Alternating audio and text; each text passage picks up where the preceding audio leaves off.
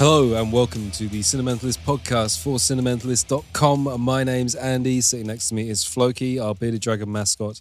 And sitting opposite me is Liam. How's it going, dude? Yeah, I'm good, thanks, mate. Very, very good indeed. It is our 100th episode. Oh, no, this is crazy.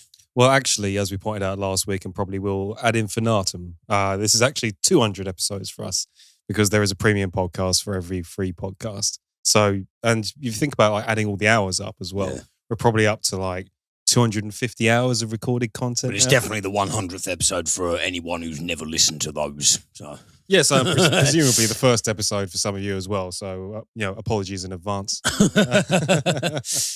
But yes, 100 episodes in on the free podcast. That is a hell of a lot of content. It's mad. It's just zipped by, isn't it? It seems to have, yeah. Like everything glorious.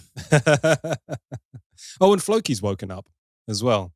Yeah, how long was he? 4.5 months. 4.5 months. What was there was a certain name for the hibernation. He was brumation. Yeah, lizard hibernation.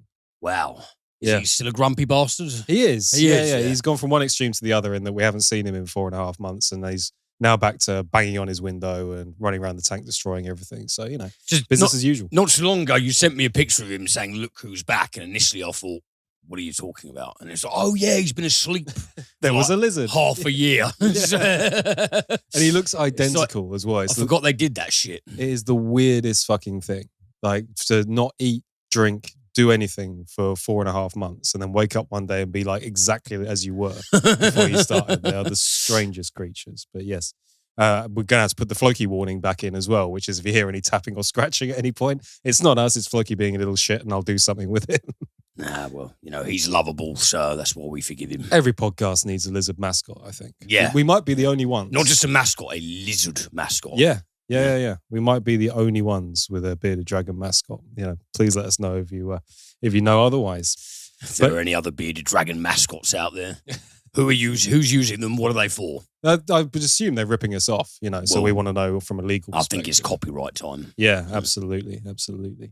But actually, yes, our 100th episode, we have a load of reviews. And I haven't done any trivia this week. I've got something a bit different to do at the end. Nice. Which should be kind of fun. Looking forward to whatever that is. But in the meantime, let's kick off with some film news. And this is a great thing to start off with. Well, it's not even film news, actually, so I've completely missed the brief. It's TV news, though, related to a film, which I'm quite excited about. Okay.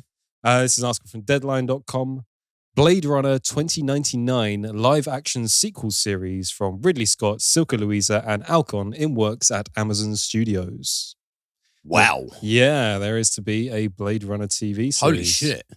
Ridley Scott, who directed the original 1982 Blade Runner movie, is executive producing the series, a follow-up to the feature film sequel Blade Runner 2049, which was released in 2017 and directed by Denis Villeneuve.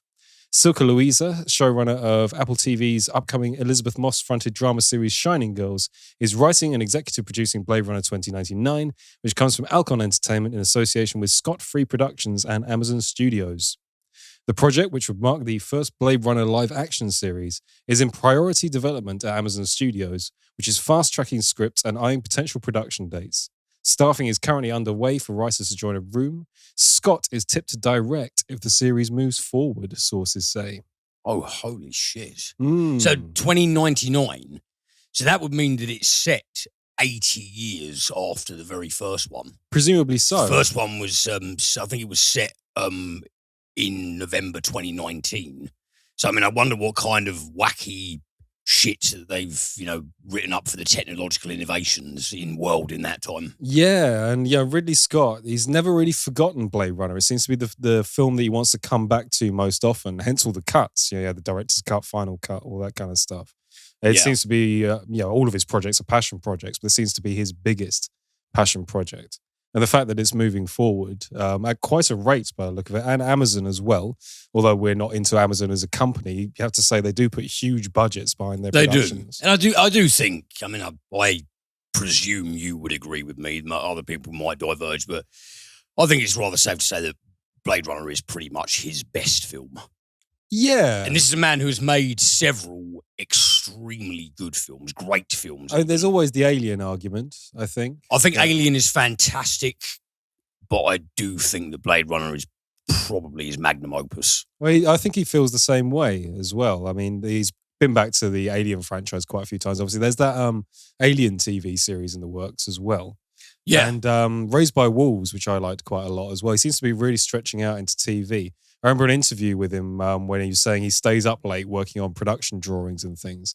And he binge watches Netflix and all the streaming services. He's really into streaming TV as a thing. So it seems to be where his mark is set next. I mean, I am hopeful. It's just, I know, we've sort of talked about this recently, but I'm a great admirer of Ridley, but I am always sort of slightly perplexed by him because he can create something that's absolutely brilliant, such as The Last Duel, and in the same year he comes out with House of Gucci that just doesn't make any sense. I always contribute it to the ridiculous production schedule that he keeps himself to. Yeah. Because he pumps out like 2 or 3 films a year, doesn't he? And I don't know how you even with that kind of rate of content coming out, some of them are bound to be turkeys, I suppose. He does, like when people say things to him like, this is your best film in ages, he does not take it as a compliment. He's like, what the fuck are you talking about? They're all good.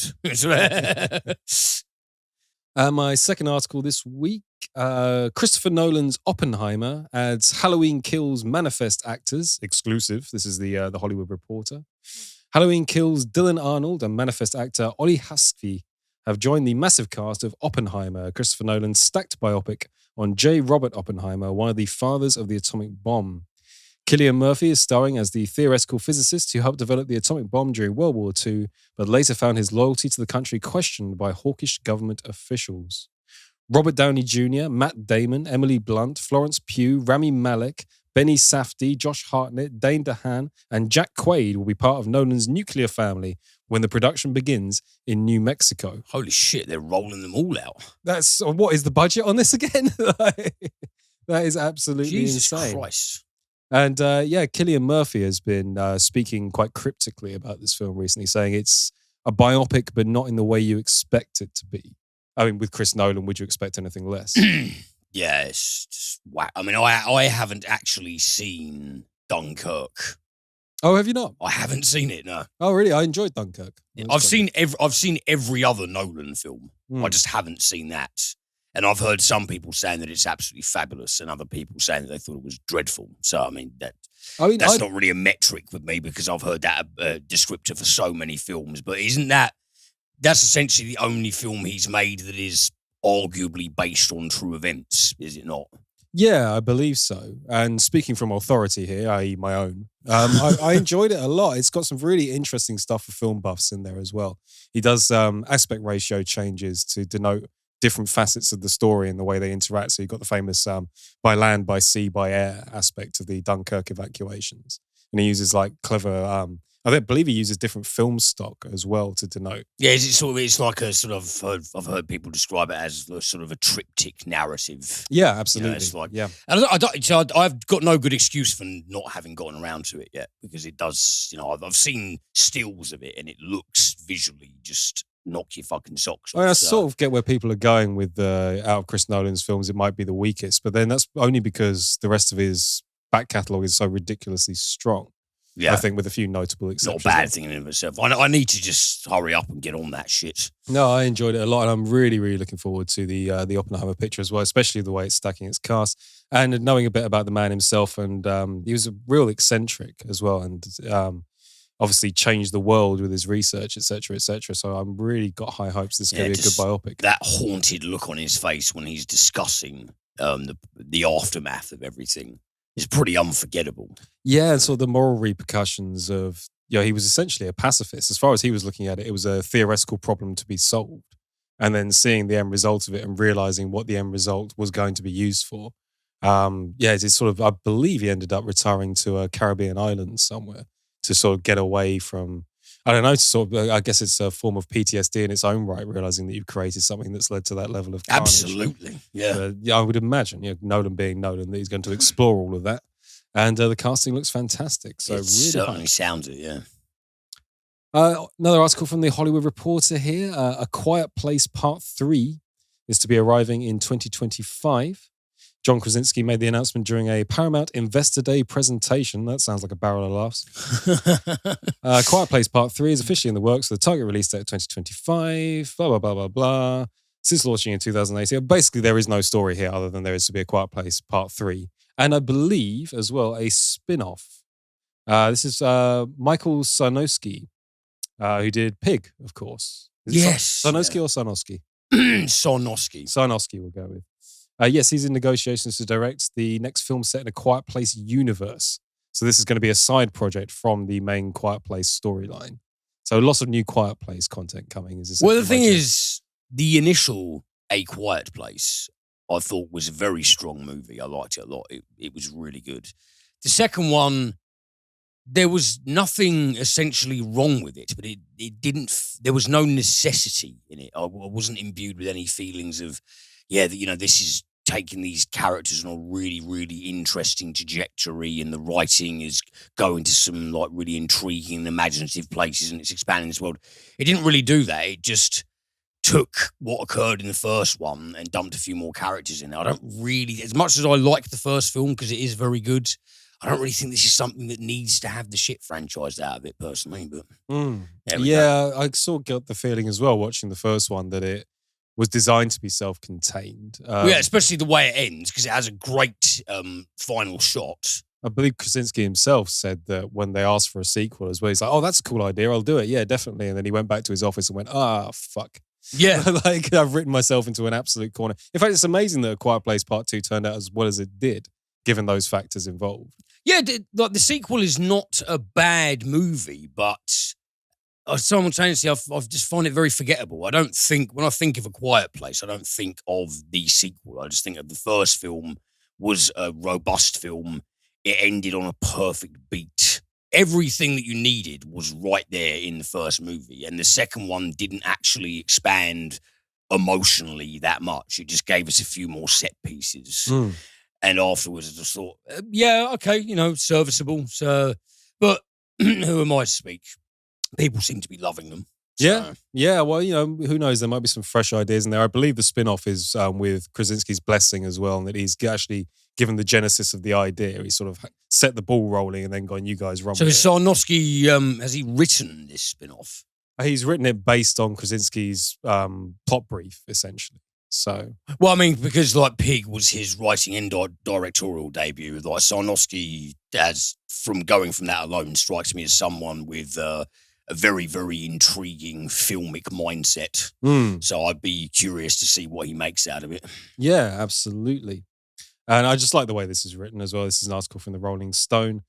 Sebastian Stan is probably a cannibal in the new trailer for Fresh. Oh, yeah, I was reading about this sort of comedy horror. The cannibalism question looms large in the new trailer for the upcoming dating thriller Fresh, set to arrive on March 4th on Hulu. Directed by Mimi Cave, and I believe this is her debut, actually. The film stars Daisy Edgar-Jones as Noah, a young woman exhausted with the world of dating apps, who takes a chance on a mystery guy named Steve, Sebastian Stan, whom she happens to meet at a grocery store.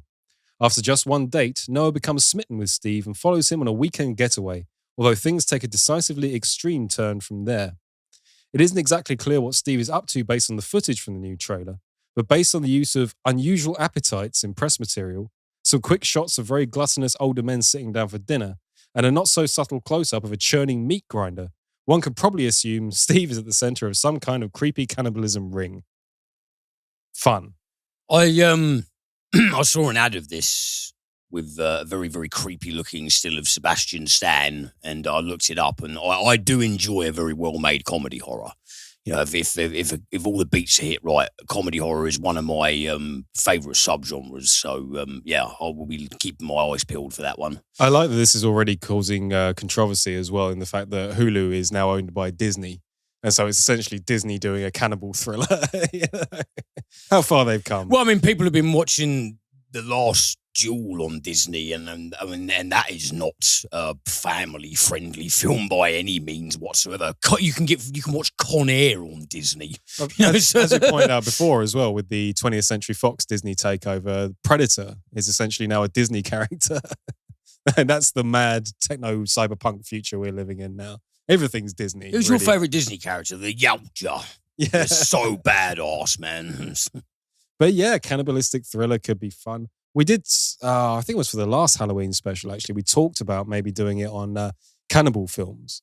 And then quickly realized that actually there aren't that many of them to talk about. There's Ravenous, which is amazing. There's what? Ravenous. Ravenous. I like Raw. I think Raw, the Belgian one, is very good. Cannibal Holocaust, Cannibal Ferox, Green Inferno by Eli Roth. There's Habit, which is one set in Manchester about a bunch of cannibals up there. Trouble Every Day by Claire Denis, Vincent Gallo. This is more than you came up with at the time. We could have done the cannibal special. Huh? We could have done the cannibal special. I mean, you'd have to lead it, to be honest, because I've only seen about 3 of those. But yeah, maybe we'll return to the cannibal special. There's a few cannibal films out there. But yeah, Disney cannibalism, why not? And my last bit of news this week, new Star Trek movie to reunite Chris Pine's crew. Paramount is getting the Enterprise gang back together. No, not the 1960s series turned film series cast, but rather the cast of the J.J. Abrams relaunch that debuted in 2009 and went on to star in 2 subsequent movies. Paramount executive Brian Robbins and producer Abrams made the announcement at Paramount's Investors event. There you are. There's a lot happened at the Paramount Investors event, apparently. Although details were not revealed. No deals are in place, but Paramount hopes the returning cast members will include Chris Pine, Zachary Quinto, Simon Pegg, Carl Urban, etc., etc., etc. As a dyed-in-the-wool Star Trek TV series fan, I didn't mind the Star Trek films.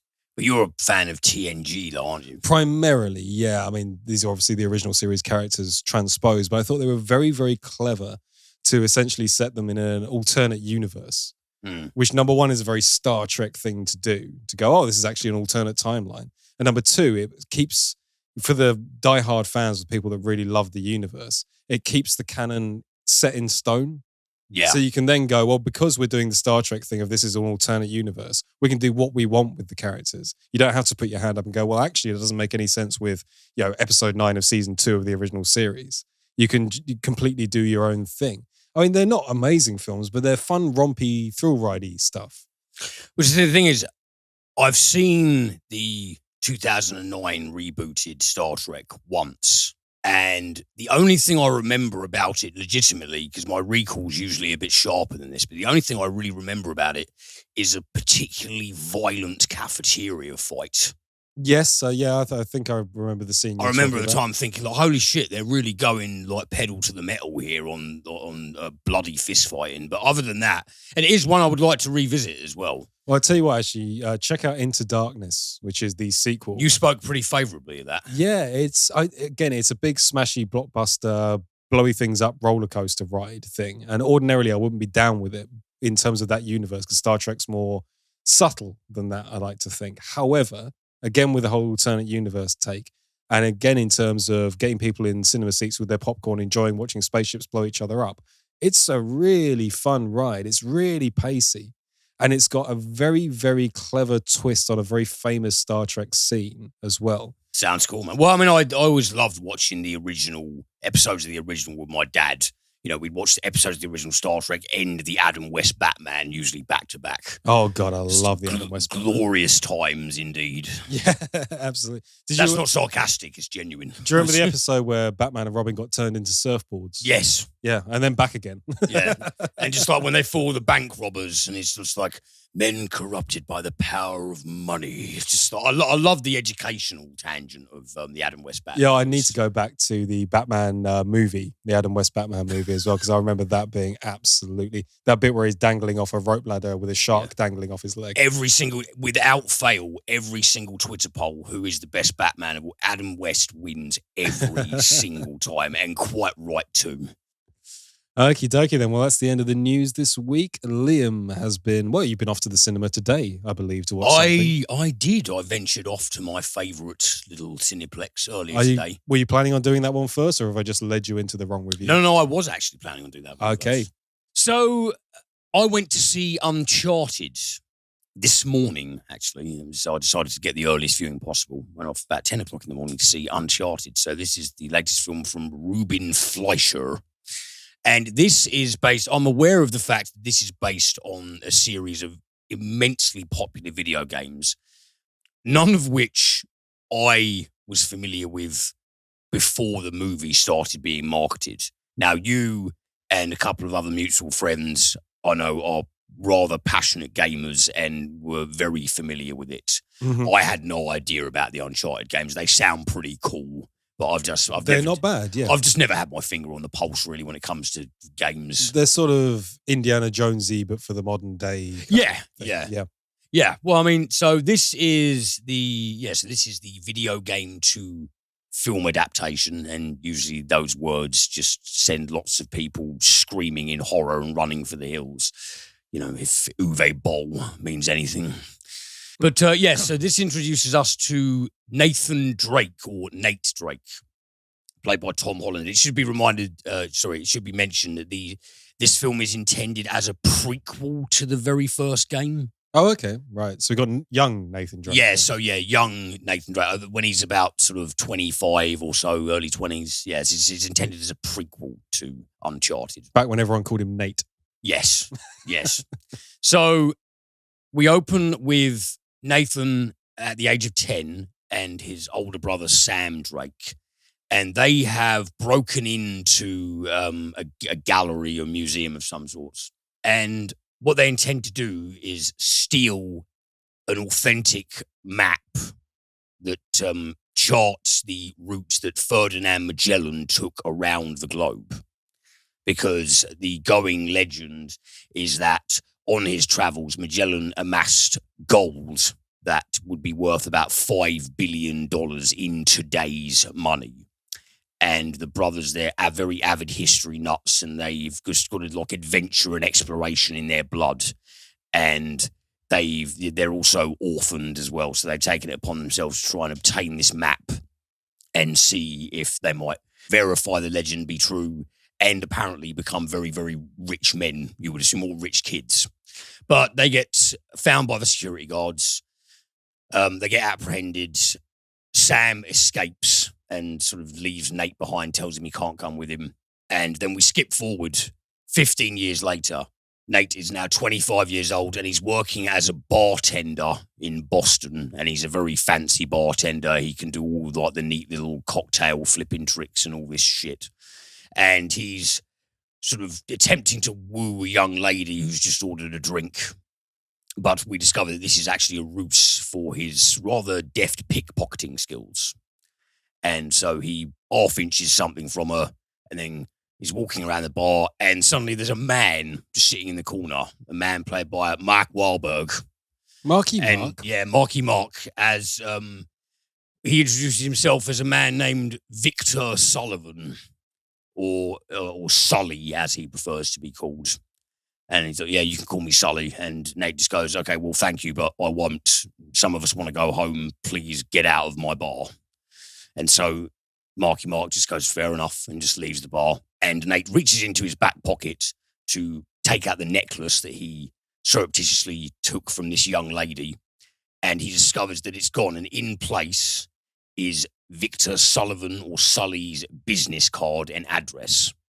So Nate goes to the address, and he arrives there with the stated intention of just retrieving the necklace that Victor took from him. But Victor says to him, no, I know why you're here. I knew your older brother. And then he points to a map on the wall, this very same map of the Magellan expedition, and says, I knew what you and Sam were up to when you were just kids. And me and him were trying to do the same thing. He's like, oh, shit, you know my brother? Like, tell me more about it. He's like, I think if you help me locate this gold and, essentially go through the process of obtaining the means of locating this gold, we will also find your long-lost brother as well.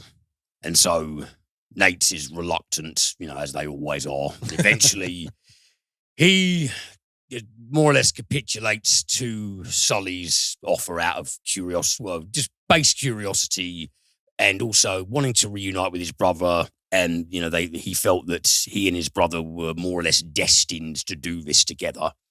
But because he doesn't know where the fuck Sam is, he's like, okay, well, I might potentially be able to reach him this way after all these years. And so upon investigation, they find out that there are two keys in the shape of crosses, not crucifixes, because I think a few people refer to them as crucifixes, but crucifixes only when it's got a bust of Christ on it, and these don't, so that's wrong. just to tidy that up. Yeah, well done. Well done. But yeah, they're in the shape of two very striking-looking gold-plated crosses made in the Spanish Middle Ages, and they are used to open a vault, or a series of vaults, essentially, that are clue-laden obstacles along the way to discovering this alleged buried treasure. And one of these crosses is up for auction, very prestigious auction house, and a very, very rabid bidder who really wants to get his hands on this cross is Santiago Moncada, played by Antonio Banderas. Now, when you need a trusty, sinister Spaniard, Antonio Banderas is the man you pick, it seems. It's always Antonio Banderas. It's always Antonio Banderas. And I like Antonio Banderas. I'll get into it, but it's very hard to understand what he's saying in this film. I don't know if his accent has gotten heavier with age or if the sound mix is just all out of whack. But he's just, he looks very scary and he says a lot of things, but a lot of it comes out as meh, meh, meh, meh, meh, meh, meh. No offense to him, none intended anyway. But Moncada is desperate to get his hands on this cross key because his family were pretty much on track centuries ago to obtaining Magellan's fortune, but they failed, and he feels that the Moncado dynasty are the rightful heirs of said fortune. And he also has a mercenary, Joe Braddock, played by Tati Gabrielle. She has history with Sully, and by extension, she's connected to Nate in other ways. And so, Sully and Nate have a sort of coterie of adversaries they got to come up against. There's also Chloe Fraser, who's a young woman who knows Sully, and she initially tries to steal the cross key from them, but then they make a uneasy alliance, and you're never quite sure if she's on their side or not, if she can be reasoned with. So yeah, it's these two on the old school kind of action adventure explorer journey, coming up against ambiguous foes and also wondering if they can even trust each other either. So yeah, it sounds like a setup for an action adventure thrill ride. Yes. Okay, so Uncharted. I'm going to absolutely give credit where it's due here and name the critic of this quote, because I think that Owen Gleiberman summarized this film perfectly. And he basically said an alternate title for Uncharted should essentially be Raiders of the Lost National Treasure of the Fast and Furious Caribbean. because review done. What have you got next? And you can see exactly what he means. But similarly to Owen Gleiberman, and very surprisingly to myself, I didn't hate this film. I went in expecting to hate it, but I didn't. What it is a perfectly serviceable action adventure. And what I mean by that is I like Tom Holland. I thought he was very good in The Devil All the Time. And I also thought he was very good in Cherry. I think the kid has acting chops. He's good at what he does. He has a charisma about him. And it is something that comes across in Uncharted. You know, he is this kind of young, relatively likable exploration, adventure enthusiast. And he does have a personability about him. It's never quite explained why he's so adept at parkour and kicking the shit out of people. I mean, with Sully is presented as a dishonorably discharged military veteran, so it makes sense why he's able to handle himself. But young Nate just really seems super agile, and I mean, he gets knocked about a little bit, but he also seems pretty able to handle himself and dodge out the way of danger. And that's a big part of the games. Like, the gameplay is essentially runny, jumpy, climby. But is it explained in the game as to why Nate is able to do that? Only in that he's a video game character and that's fun. Okay, you know? I guess that's their concession. Makes perfect sense in terms of video game, but and it makes for entertaining set pieces in the film. But I was thinking all the way through, like, okay, we start with his character as a kid. 15 years later, he's in his mid-20s, he's a barman, and yeah, I mean, he keeps himself in good shape. But what accounts for these death-defying stunts and, you know, being able to sort of engage in almost martial arts melee? I mean, he just seems to have all these abilities with no exposition. But nevertheless, Tom Holland is very good in the film. Mark Wahlberg, who I know that you're not a terrific fan of, he is, if you're going to actually say that there is a weak element of this film, I think it is him. Because the two of them, they career between having relatively decent chemistry, but Wahlberg as Sully is also the one who has been given the majority of one-liners, and most of those one-liners suck. Is it because Mark Wahlberg objectively does not have a sense of humor? No, it's because the writing of those one-liners is shit. Fair enough. There's a lot of contemporaneous culture references and things that I hate it. I personally hate it, with very few exceptions, when films drop in names of cultural items that are currently very hot, hot topic. It's what I hated about Logan Lucky when it did that whole extended Game of Thrones joke. And here there's references to Tinder and stuff. And I'm thinking, I wish you wouldn't fucking do that, because in 50 years, that's not going to mean anything. Going to date it immediately. And it's also just not funny. It's not funny. It's an easy gag. And yeah, Wahlberg is not awful in it, but there's a lot of his dialogue that is not particularly good. But yeah, basically, without sort of trying to rest my thoughts on, I agree with Owen Gleiberman. I essentially do, because the way he described it is the perfect way to describe it. It's all those influences are worn on its sleeve. It's a barrage of absolutely insane set pieces. But as a 2-hour time killer that would be especially fun to watch with your kids, for example, and something that does have a little bit of that is kind of like watching an indie film. It's not as good as the indie films, but it's got that mad punchy, the screenplay just zips along at a good pace. I was never bored at all. So Uncharted, it is just simple fun. It pretty much gets all the criterion of a fun, zippy, whiz-bang action adventure. It basically ticks off all those boxes correctly, but it's not memorable. It's just fun for its duration. So, yeah, I was expecting to give it a negative review, not so. Hey, cool stuff.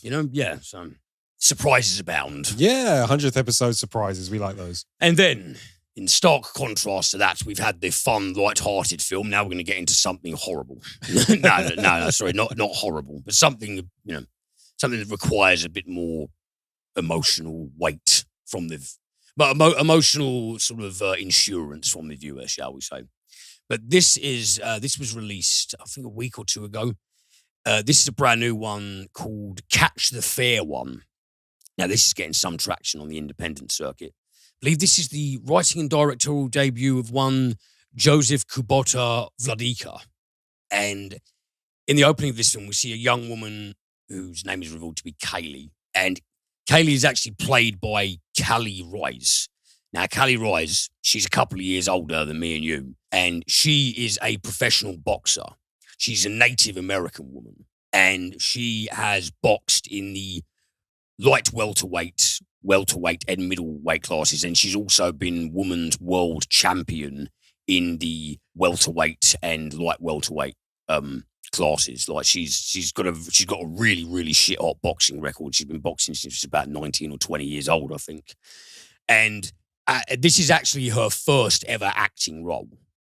So she plays Kaylee, and in the opening of the film, her character is also a boxer, and she's gearing up for a fight. And we find out after she's been sort of training and she's sort of conversing with her trainer / best friend about sort of upping her game and sort of keeping her mind sharp and kind of literally and figuratively rolling with the punches of everything. We find out why Kaylee has sort of got this rather forlorn, very wounded expression on her pretty much all of the time. Like she also waits tables in a local diner. She deals with a lot of shitty customers, and she always looks like the absolute life has been sucked out of her. And the reason for that is because a couple of years ago, Kaylee's younger sister went missing, and she has been desperately trying to navigate the reasons why ever since. She goes to a local bereavement counselling group and sort of counselling for relatives of missing persons that is predominantly composed of native members. And this group is also it's mediated by her mother, and her mother and her have a rather fractious relationship because she accuses her mother essentially always seeing having her younger sister as the favourite one, and Kaylee was the sort of older black sheep sibling, and she was never proud of her boxing career and ambitions, etc., etc. So she is essentially of quite an emotionally wounded lone wolf, but she sort of kept herself afloat, and the tenacity that she has is aided very much by her boxing career. One night, her friend introduces her to a couple of people who show her an image on a phone. And it's of a young woman just in some underwear with her face blacked out. And she's told that the sort of like the coded wording in the photo indicates that it's one that's taken by human traffickers. And they're advertising on the net that they've got a young native woman for sale. And they ask Kaylee to look at the picture and say, "Is that your sister?" And she looks at it and confirms such. And of her own volition, she descends into this nightmarish underworld of gangsters and trafficking and exploitation in an effort to locate her sister, to see if her little sister is even still alive. And, just essentially being deluged by all of the filth that you would imagine coming with that kind of escapade. Cinementalist back in usual territory. Yeah, absolutely. Absolutely. Now, I really liked this film a lot. It's very, very well shot. Like the establishing shot of Kaylee prepping for a fight is just like you see her, in a corridor kneeling down, and you just immediately imbued with the notion that, this woman is in the grips of a rough and tumble existence. The cinematography on this is really, really sharp. It absolutely complements the themes brilliantly. Kaylee Rice, first time acting, as I mentioned before, professional boxer, pretty fucking good professional boxer as well. First time acting, she is excellent as the main character. She's excellent as Kaylee. She emotes a lot with silence, but yeah, this deep wounding that is also supplemented by a really burning, suppressed fury and, an indignation that propels her forward. You completely buy into it, man. She really, really carries it well. And I think it doesn't hurt that she also co-wrote the film with the director, Vadika. So I think this is something that's very personal to her, because she also, Kaylee Rice also does a lot of work with the MMIW, which stands for Missing and Murdered Indigenous Women. She's a very, very, she's quite a prolific Native American activist. And the thing with Catch the Fair one is that it does illuminate a serious problem that is not being addressed anywhere near enough, is that Native American women, they go missing all the fucking time. I mean, loads of them. Even the FBI statistics, the numbers that they have on it, most people agree that it doesn't even begin to approach the actual numbers. It's a very, very horrifying fact, and one that is not really ever addressed by most media. And despite the fact that she is a boxer, this film also avoids the very typical action trope cliched route that it could go down. Because a lot of people are probably listening to this thinking like, oh, okay, so it's like an empowered female character. She's a boxer. She's probably going to be fucking left and right hooking and battering the shit out of a load of scumbags. That's not actually the case. There are some incredibly uncomfortable scenes in this film. It is very, very hard to watch. Kaylee, she does get her hands dirty, and she does do it in a ruthless way. She does have a formidability about her, but it's not that, she is not, Liam Neeson in Taken, but a Native American woman. It doesn't do that shit. It's actually a very thoughtful and realistic and ferocious film. It's what you would call a social thriller. It is a thriller, but it's one that has a heavy underpinning of social commentary to it, shining a light on this horrendous issue. And you do have a focal character who's incredibly strong-willed.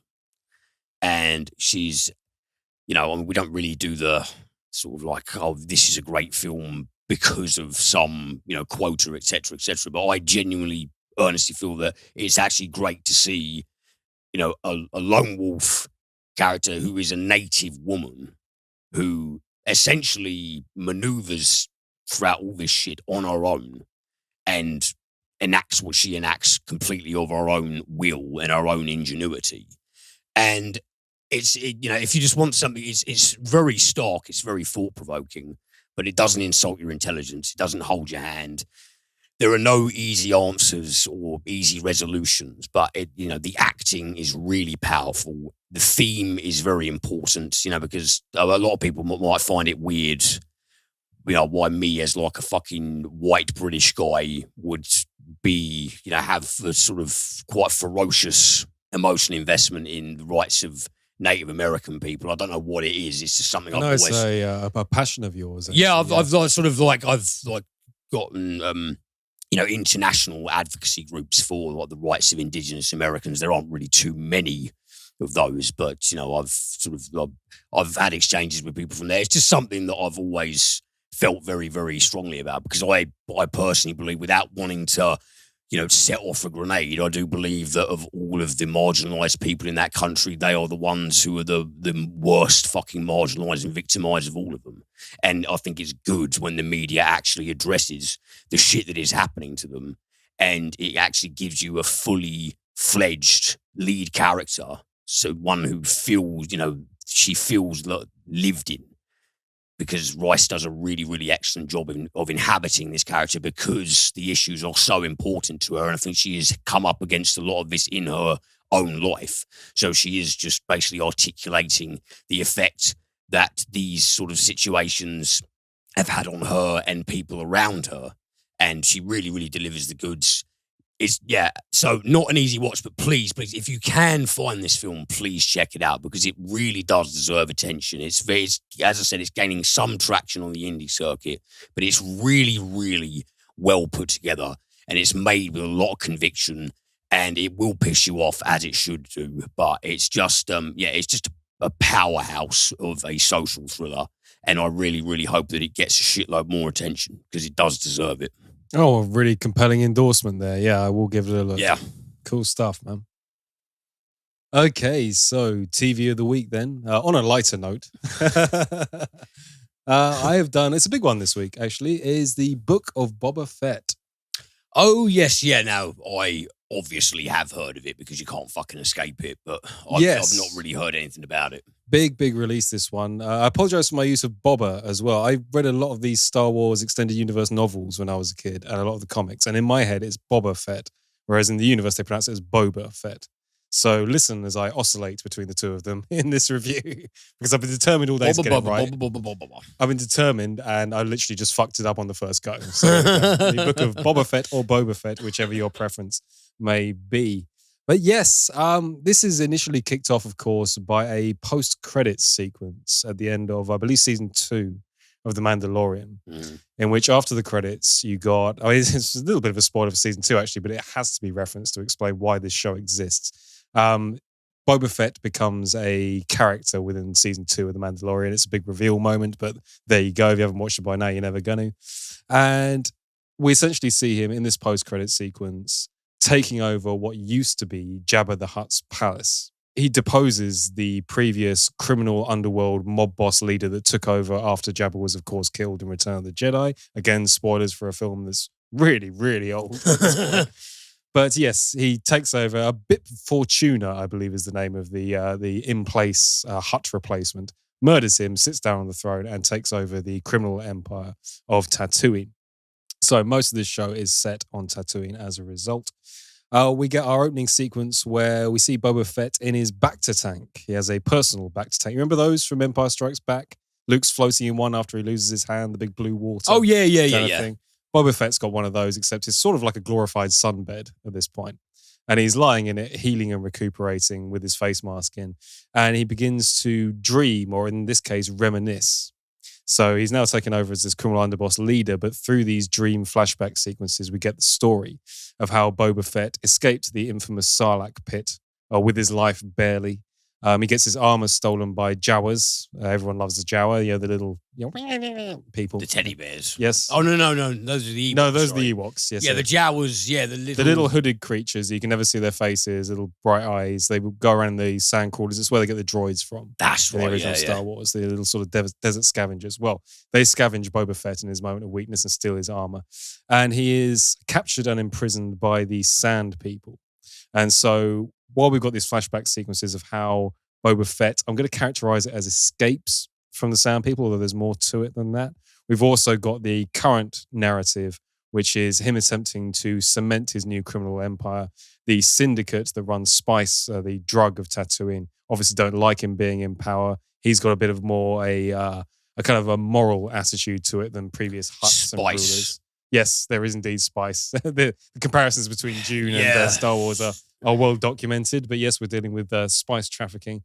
And Boba Fett essentially running up against new enemies and new foes, including the twins, who are Jabba the Hutt's cousins, and obviously very unhappy with him taking over the crime lord status in Tatooine, and the mayor of a local town as well, who's obviously working in the background and trying to discredit him and doesn't want to work with him. So you got these two narratives working at the same time. It's more flashback than current narrative, actually. We okay with the setup on that? It's pretty straightforward, Fairly simple, yeah. So you got this split narrative back and forth kind of thing. This is going to give me problems to review because there's something I absolutely need to reveal about the Book of Boba Fett. And it is a spoiler. You need to. Need to. Yeah, it's literally forced me into a position where in order to accurately describe this show and in order to, I guess, almost raise awareness for fans of The Mandalorian, I need to give away something that happens halfway through it. Apologies for that, but you're going to see why in a minute because there's literally no way around this. If it has to be done, it has to be done. Yeah, and it doesn't spoil anything in the Mandalorian canon. In fact, far from it. In fact, that's why I'm doing this in the first place. The first 3 episodes of this show are those 2 narratives I talked about previously. The 4th episode is season 3 of The Mandalorian, and the 5th and the 6th. And then in the 7th episode, the last episode, it remembers it's a show about Boba Fett again. What? Yeah. What? This blew my mind as well. I think a lot of people that are really into The Mandalorian, and maybe are even getting into the Star Wars stuff for the first time. Maybe they saw the original films, thought they were okay, watched The Mandalorian, thought it was brilliant, saw the Book of Boba Fett and went, yeah, maybe I'll give that a go, but I'm more interested in The Mandalorian. You're screwed unless you watch the Book of Boba Fett because it literally, in the middle of its run, does several episodes of The Mandalorian with huge plot points in them.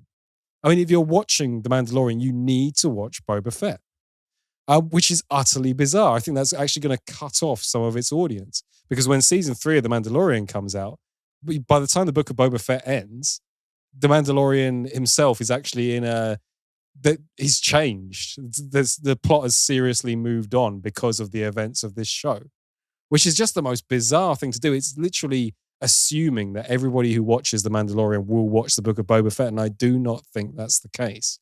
So there you go. It's sort of half a show. So when it does The Mandalorian, as you say, it literally does it. So when it begins doing The Mandalorian in the Book of Boba Fett, it's picking up the narrative of the previous season. Exactly where it left off. And by the time this series finishes, as I said, the character has developed. There have been, obviously I'm not going to give away what the changes are, but big plot points where you're like, oh, I wonder how they'll do that in season 3. It happens in this series instead. Who the fuck wrote this? Well, I mean, the funny thing is it works. It does work. Yeah. I mean, you can essentially see it as sort of The Mandalorian season 2.5. And if you look at structure-wise, it sounds baffling. Yeah, I get the feeling actually, weirdly, it's not quite doing justice to the story of Boba Fett because it's almost like a side aspect in order to get to where the Mandalorian's going at this point and get into the next phase in the plot with these huge story beats in the middle of it. And I almost felt a bit sorry for Tamura Morrison plays him, of course. I love Tamura Morrison. He's a fantastic actor and he does the role justice. There's some lovely stuff in here as well. There's great characterization of the Sand People, which is something that I haven't really seen done before in Star Wars. They've always just, the people going in the background with their rifles and things like that. It actually gives them culture and and depth. And in fact, what you were mentioning earlier about the plight of the Native Americans, lot of similarities between those two. So that's lovely. He does that great thing that everyone loved The Mandalorian for, which is essentially expanding the Star Wars universe, bringing in little elements that were almost like background elements in the original films and fleshing them out a bit more. It does that really fantastically well. So it's more great Star Wars stuff. When it does turn into The Mandalorian season 2.5, it's pretty much just as good as The Mandalorian ever was. So that's very, very cool to see. I've seen this get a fair bit of bashing online, actually. Because of that? Or? Well, no. I mean, I've been careful to stay away from reviews, as I always am with anything I know I'm going to review, because I don't want it to colour my opinion, essentially. But it's been impossible to ignore some headlines and YouTube video titles and things like that. I saw one guy go, yeah, it's content, in that very YouTube arrogant, dismissive kind of way. And the prevailing winds seem to be amongst Star Wars critics, at the very least, is that it's okay. It's no Mandalorian, but it's okay. And I think that's actually doing it a disservice. I think, is it as good as The Mandalorian? No. But The Mandalorian is absolutely fantastic and very nearly flawless television. It only suffers in comparison to The Mandalorian. If The Mandalorian didn't exist and we just had the Boba Fett story, everyone would be exalting this and saying, oh, it's new Star Wars content that's actually really, really good. That's not to say it doesn't have a few flaws in it. There are a couple of stupid ideas in this that I really did not like. However, they are mere flies in the ointment. First among which is that Boba Fett, in an effort to cement his criminal empire, enlists the help of cyborgs that live on Tatooine. These are people that have elected to have procedures like prosthetic arm replacements, bionic eyes, that kind of thing. Right. And they're referred to as mods. And they're all played by British actors, and they ride around Tatooine on very bright scooter-like hover bikes with too many lights on the front. Mods. Yeah. We are the mods. That was an idea that should have been killed in its crib. They like playing the Jam. No, but they may as well be. And I thought it was the Who. The word I'm looking for here is lame. That is a lame idea. Fortunately, they're not in it very much, which is very, very helpful. But that was the only point during it where I actually winced a little bit. Yeah, that's like a writer's in-joke that really wasn't very funny to begin with. But Star Wars does quadrophenia. Yeah. Which is, it just takes you out of the universe for a minute every time they turn up on screen, but they don't turn up very often, so fair enough. There's also a spaceship building sequence with there's a character in The Mandalorian. I did have a name up in front of me. I've lost my notes, unfortunately. But she essentially acts as the Mandalorian's mechanic, and she's got this army of droids around her, and she's got a lot of funny lines. She's supposed to be a funny character. There's a sequence where she builds a spaceship, and it goes on for weirdly way too long. It's like a 20-minute sequence for what should have otherwise been a 5-minute sequence. It just all of a sudden struck me as, hang on a minute, why are we hanging around here for so long? And they do play her up a bit too much as a comedy character to the point where she does become a little bit irritating.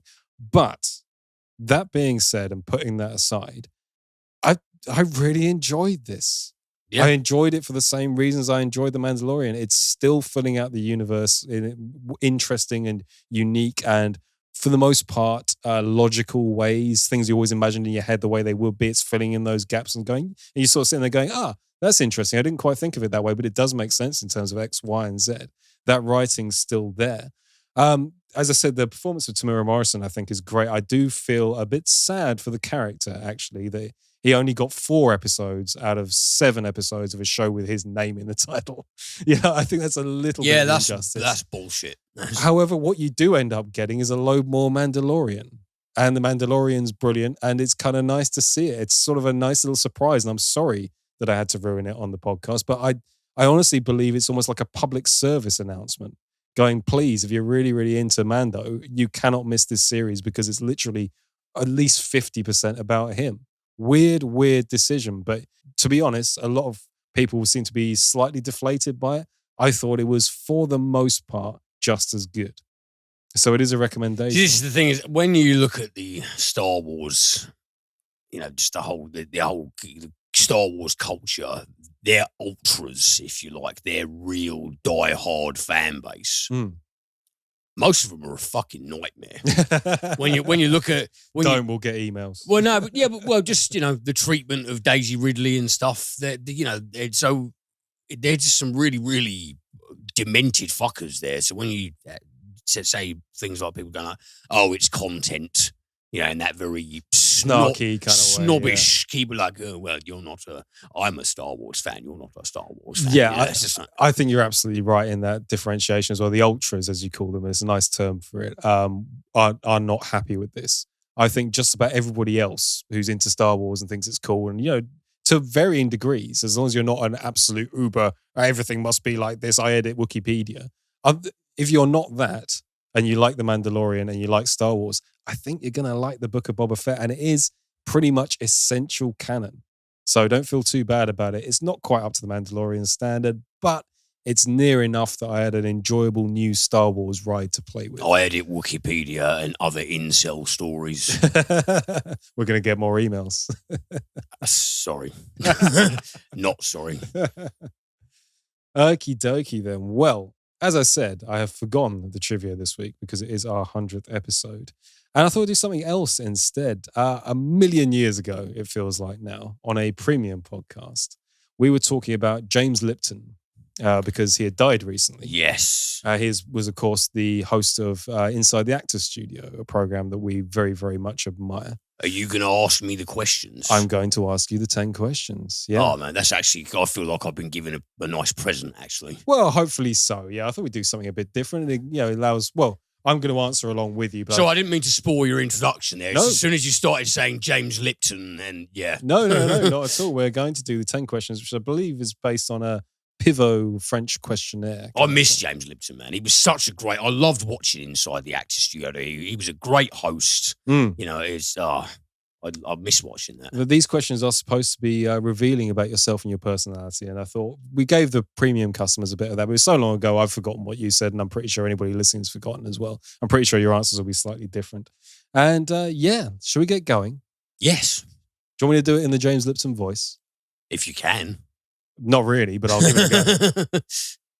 What is your favorite word? Verisimilitude. Verisimilitude. That's a really good one. Always really loved that one. I love the way the word looks. I just love the way it sounds. I love what it means. It's even satisfying to type. Yeah. Verisimilitude. Verisimilitude. Yeah. I just fucking love that word. Mine's renegade. Renegade, yeah. I just like the way it bounces across your palate when you say it. Renegade. Yeah. Verisimilitudinous renegade. That's a spin-off podcast for a later date. What is your least favorite word? Belly. That's really interesting because mine is tummy. I hate both of those words, but I hate belly a bit more. Just please say gut, say stomach, say anything else. Please don't use. It's acceptable for anyone under the age of 10. If you're talking with like little kids, then absolutely fine. But like when I hear people use the word, I'm like, oh God, I hate that fucking word. I know what you mean. It grates, doesn't it? Silly, lame, annoying word. Stop fucking using it. My second option for this as well is anything unnecessarily abbreviated. There's particularly in the UK. I don't know. Obvs. Yeah, but this is a thing in modern UK parlance that I absolutely hate. I had an ex-girlfriend that used to say hilaire. Hilaire, yes, I remember instead of that. hilarious. And it just used to drive me up the fucking hilaire. wall. That tiny little, I get abbreviating things and cutting things down for the purpose of brevity. I do get that. But hilarious isn't a long word. And hilaire makes you sound like a prick. She won't be listening, hopefully. What turns you on? What, sexually? Well, in the context of this, I believe it's what gets you going. Great movies. It's the obvious answer, isn't it? But that's the thing. I mean, what fills me with excitement is just, the notion of a great movie. If I come across something that looks and sounds subjectively to me fantastic, I'm like, it really gets my blood up with anticipation. And it pretty much does that more than anything else. So yeah, mine's quite similar actually. I called it that fizzing feeling. Yeah. I get it from pieces of music, I get it from films, I get it from TV. It's just something that makes you go, it gives you that sort of electricity of like, that's awesome. Absolutely. Yeah. I spend my life chasing that dopamine hit. Yeah. That's what does it for me. And it can come in a million different So you things. can see the atoms vibrating. That wah run up bit in the Sweet Child of Mine guitar solo. Everyone knows that bit with Slash. That every time makes the hairs on the back of my neck stand up. Gives me that fizzing feeling. Yeah, absolutely, man. It's great. What turns you off?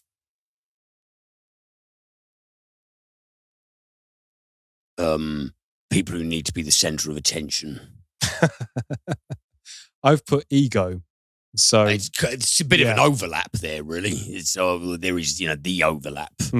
Yeah, it's just people who just need to be the center of what I like in people. What I really like is when you meet somebody who has genuine sort of self-deprecating humility.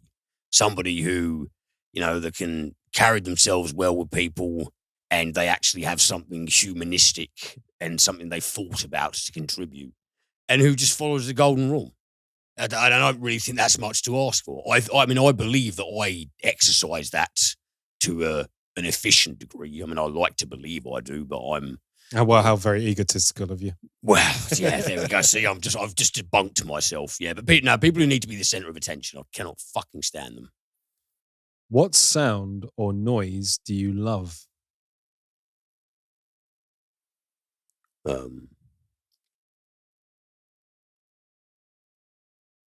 While you're thinking, for me, it's a distorted electric guitar. Absolutely. It's particularly a Les Paul through a really loaded Marshall for the guitar nerds out there, or a Blackstar HT100. A really huge, grindy, raw sound. If you cut me open, that's the sound I'd make. I love... I actually love the sound of screeching tires. Really? Yeah. Whenever I hear screeching tire, every single time I hear screeching tires in the distance, I kind of stop because I always anticipate that I'm going to hear a but it never comes. But I don't know, it's just weird. There's something almost adrenalizing about hearing like a screeching tires, and I always anticipate that there's going to be this sound of a horrendous pile-up, which thankfully never comes. I'm not hoping it comes, but there's just something about it. It just reminds me of like getaway cars in films and shit. But usually it's some helmet who's trying to impress his mates by being a boy racer. In his modded Vauxhall Corsa. Yeah, and who is very likely putting people in danger. I don't like that aspect, but no, just the sound itself. What sound or noise do you hate?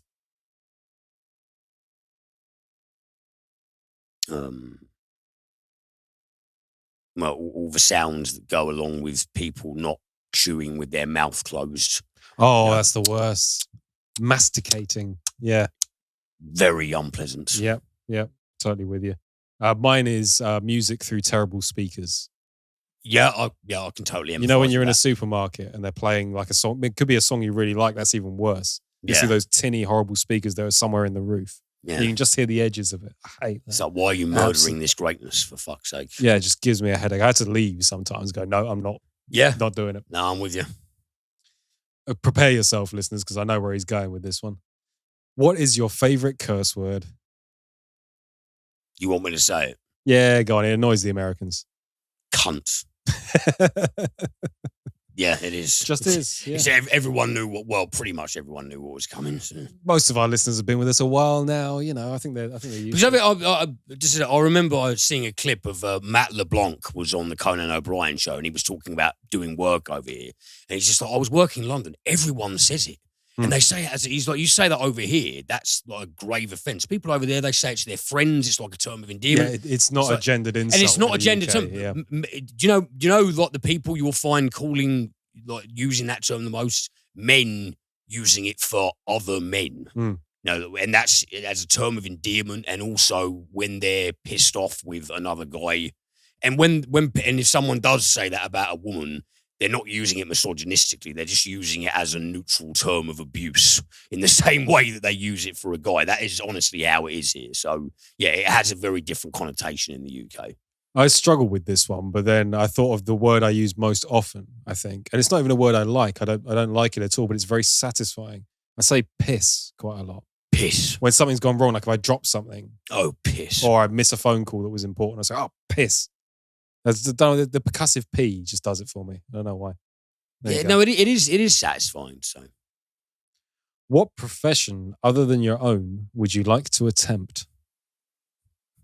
Well, I would like us to be able to do what we do full time. Oh, to be paid full time. Yeah, well, we'll be lovely. Being a professional full time film critic would be glorious because I'm aware that I would have to watch, umpteen movies every week, but it's always been it's the thing that I love the most in life, so I don't see why not.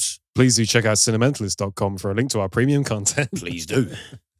I put down, I did like the pro guitarist thing, and I always wanted to, I never played like a stadium gig. I played some big gigs, but I would have liked to have seen what it's like at the very, very top of that.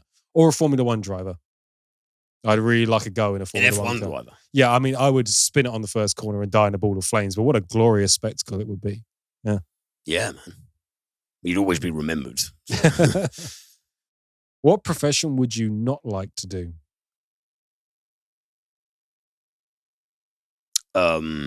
Work behind a bar.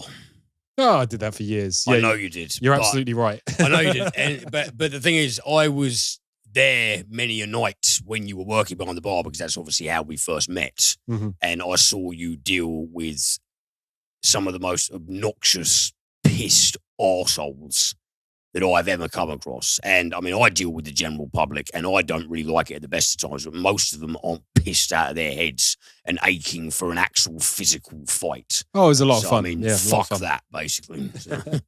I put anything service industry. Yeah. Because I have been deep in the service industry and managed bars and things like that, and I am never, ever going back. Well, I mean, I'm currently in it, and it's got its perks relative to me, but it's also got a lot of setbacks. Namely, just people being dickheads. There are a surprising amount of dickheads. It's just like, if you have the British gas man, like if you bring him out to fix your oven while he's fixing your oven, do you because you're handing him... Did you say a British gas man? British gas man. Okay. Sorry, maybe that was a Freudian slip. Well, if you have someone coming around to fix your oven because you are paying him, would you berate him when he's fixing it? Like, you're not doing it quick enough, or you're so stupid. That's why you work. Do you do that? Well, don't do it to anyone else then. Yeah, totally. You cunt. There's that word again. Yeah. Sorry, it does bring out some ire. And last question: if heaven exists, what would you like to hear God say when you arrive at the pearly gates? Why did you take it all so seriously, you silly cunt? Well, you'd like to be berated by God. Oh, no, just, well, I mean, not like vehemently, but, just like he's saying like, it's sort of like in a you silly sausage sort of way, like, so it's only a fucking laugh, knob. I've put something down that actually I'm not comfortable with now because it makes me sound like a complete sap, but I just thought of it earlier. But welcome to part 2. I thought would be kind of cool. There's nothing wrong with that. I like the whole idea that, I don't believe in it, but I like the idea that if you died and then all of a sudden there's now a whole different universe to play in or something like that. That'd be kind of cool. It does sound kind of cool. I don't really think that's particularly sappy. I do agree that why did you take yourself so seriously? It's probably... You silly cunt. Okay, yeah, it's a great line. Absolutely. Well, there you go. We've learned things about each other and hopefully the audience has learned things about us. That's the end of our 100th episode. We did it. Mate. We got there. 100. We're going to go and record our 100th premium now. And we've decided Liam's got an extra take to kick off with. What's your extra take to start? I watched The Nice Guys recently. Oh, cool. And I hadn't seen it before and I really enjoyed it. And I just thought, I'd just do a little bit on that. Nice. And nice. Nice. And after that, we decided because it's our 100th episode, we're going to go into sort of a big nostalgia fest and talk about the films that got us into films and films we watched as children that sort of influenced us and got us to this point. But it should also be mentioned, I have written down quite a lot that I discovered as a kid and watched as a kid, but a lot of them are not kid appropriate. Yeah, well, that's just specific to me. I think that's kind of inherent in becoming a film fan in later life. You watch the things you're not supposed to, and they most of them there are things that you would find most preteens and younger than that watching. But there are also a lot there that you wouldn't at all because, as I've stated many times, I'm a bit of a strange guy and always have been. That's why we get on, my friend. That is why we get on. But yes, if you'd like to hear us reminisce, it's a reminiscer package this week. Please do check out CINEMENTALIST.com for a link to our Patreon page. You can follow us on Twitter at CinementalCast, and you can follow Liam at the Movies at Wacko Jacko's Flicks. And all that's left to do is say thank you so much for listening. Some of you have been with us since the beginning, and some of you are recent additions. Just thank you so much for enjoying the content. We shall cheers, continue. Guys. Really, really appreciate you guys tuning in every week. Hope you enjoy it. And yeah, for anyone who hasn't checked out the premium stuff, we do make it really comprehensive. And, just we'd love to, if you're really on the lookout for titles you may not have heard of, or you'd like to be reminded of certain things, we go into tons of shit. And, we're only asking for a little bit a month. Yeah. Not trying to do a panhandling bit here. There's also a little donation button as well. If you just want to chuck us a couple of dollars, I think it is a month as well. So It all helps. It really, really does. And it's greatly appreciated. Thank you for listening regardless. We'll be back next week with another free and another premium. Hope to see you in the next episode. If not, well, this time next Tuesday, I suppose. Indeed. Take it easy, guys. See you soon.